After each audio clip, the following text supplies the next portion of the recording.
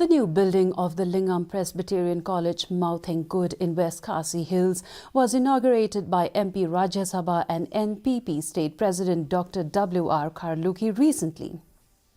The construction of the building was funded by the North Eastern Council Scheme 2020-21 at an amount of ₹1 crore.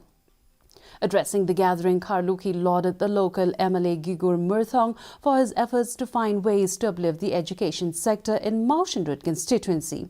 Karluki also urges the College Authority of Lyngngam Presbyterian College to set the target that the college should get accredited by National Assessment and Accreditation Council.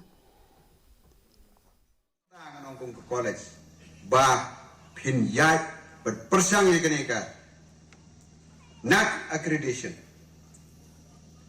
namar chisen bala accredit ipi lapio hakano kono garang kapisa kan wan ke sarkar na Delhi.